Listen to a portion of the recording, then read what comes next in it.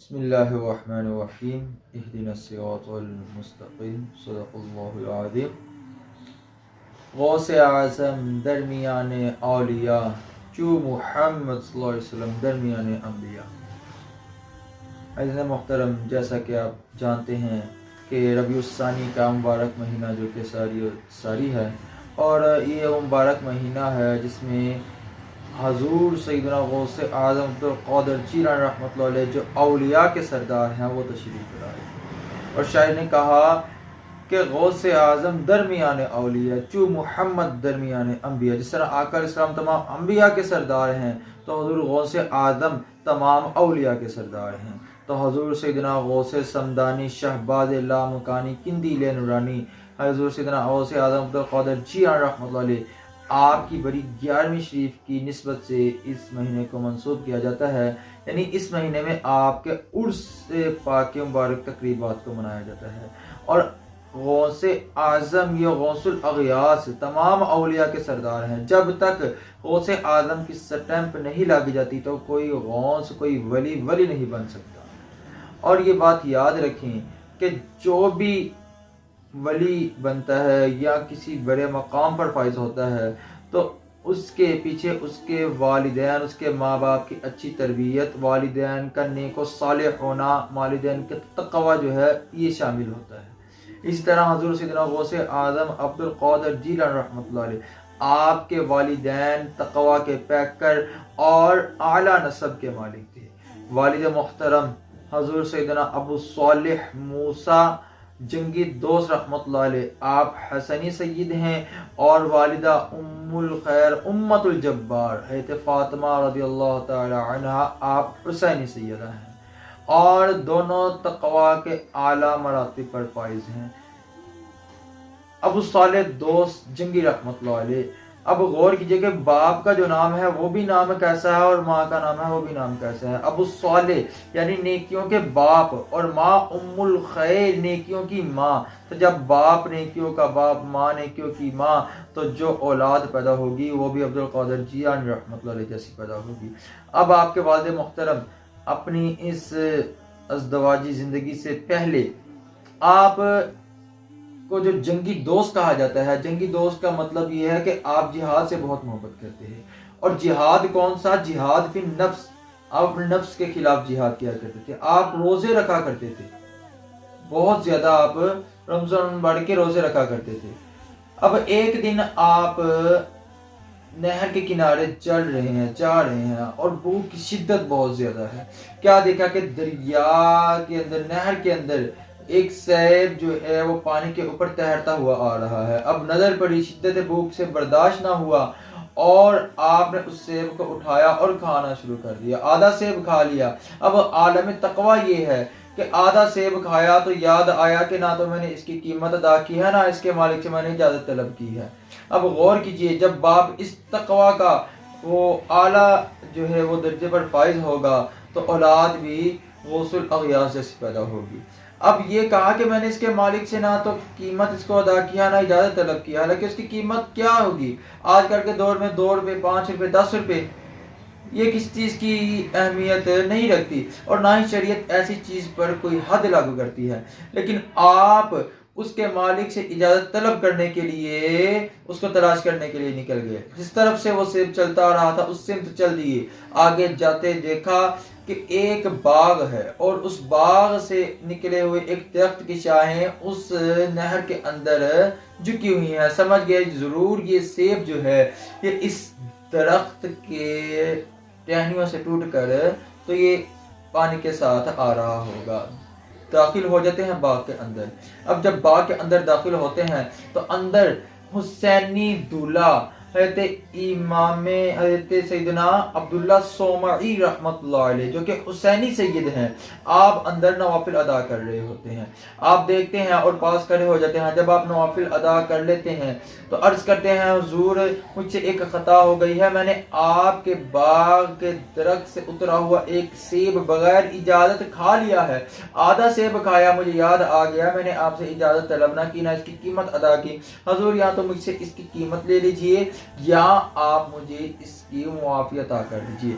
اب حسینی شہزادہ جب دیکھا حسینی شہزادے پر چمکتا ہوا نور تو کہا اب ایسے تو معافی نہ ہوگی، تمہیں 12 سال تک اس باغ کی رکھوالی کرنی ہوگی۔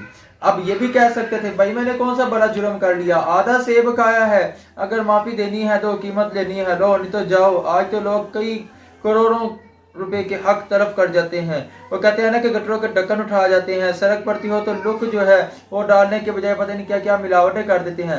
لیکن ادھر ابو صالح دوست جنگی رحمت اللہ علیہ، آپ نے جب اس باریک قیمت کو دیکھا تو یہ نہیں کہا کہ میں ایسا نہ کروں گا، بلکہ عرض کیا کہ حضور اگر اسی کے ذریعے معافی ہو سکتی ہے تو میں حاضر ہوں۔ چنانچہ آپ نے حضرت عبداللہ صومعی رحمۃ اللہ علیہ کی شرط کو مانتے ہوئے 12 سال تک باغ کی رکھوالی کی۔ اب جب 12 سال مکمل ہو گئے تو 12 سال کے بعد حضرت عبداللہ صومعی رحمۃ اللہ علیہ کی بارگاہ میں عرض کیا کہ حضور 12 سال مکمل ہو گئے ہیں، اب مجھے معافی ہے؟ تو حضرت عبداللہ صومعی رحمۃ اللہ علیہ آپ نے فرمایا کہ آپ کو معافی تب ملے گی جب آپ مجھے اسی باغ کے سیب لا کے کھلاؤ گے۔ حضرت ابو صالح رحمۃ اللہ علیہ باغ کے اندر جاتے ہیں اور جا کر باغ سے سیب اتار لاتے ہیں۔ اب جب آپ سیب تناول کرتے ہیں، کوئی سیب میٹھا ہے، کوئی کچا ہے، کوئی ترش ہے، تو عرض کرتے ہیں کہتے ہیں کہ ابو صالح 12 سال تک باغ کی رکھوالی کی، ابھی تک یہ بھی پتہ نہ چلا کون سا سیب میٹھا ہے، کون سا کھٹا ہے، کون سا ترش ہے۔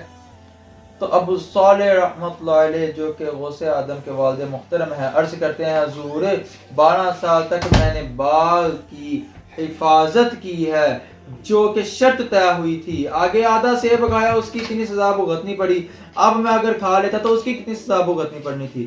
عرض کیا کہ حضور میں نے 12 سال حفاظت کی ہے لیکن کبھی میں نے کسی پھل کو ہاتھ نہیں لگایا۔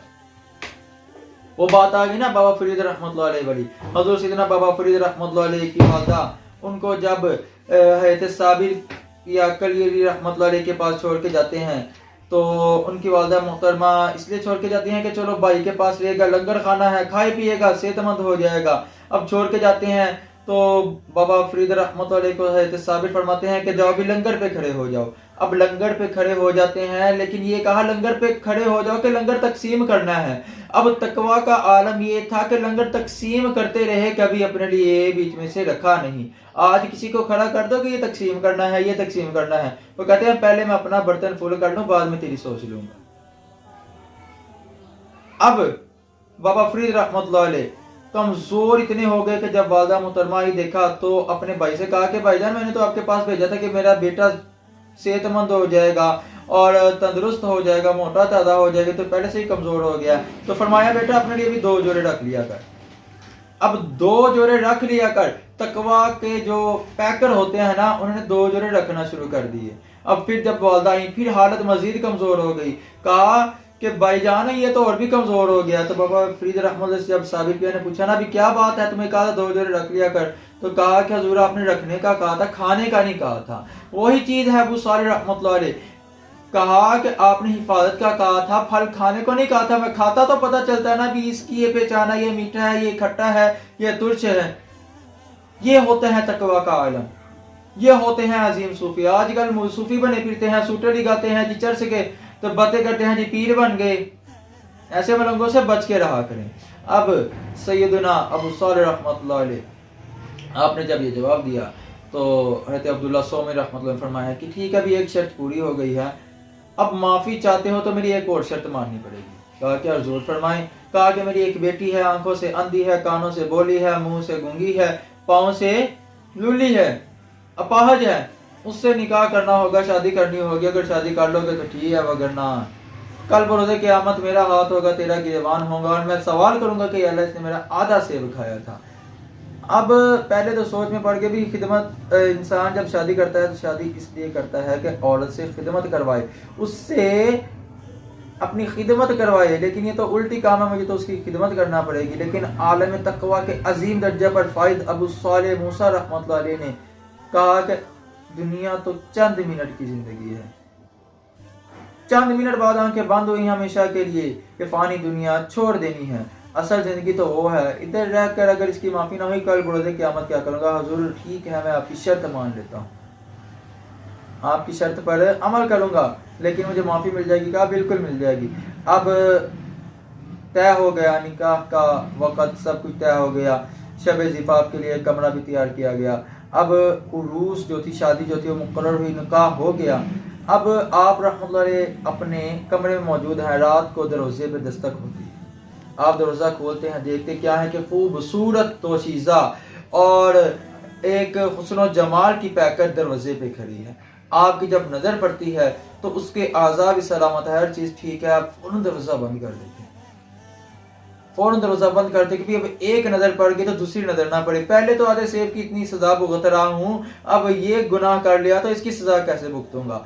अब सुबह होती है तो अब्दुल्ला सोमई रहमतुल्लाह अलैह आप पूछते हैं कि बेटा क्या बात है, तुम्हारी रात को शब ज़िफ़ाफ़ थी, तुम गए नहीं?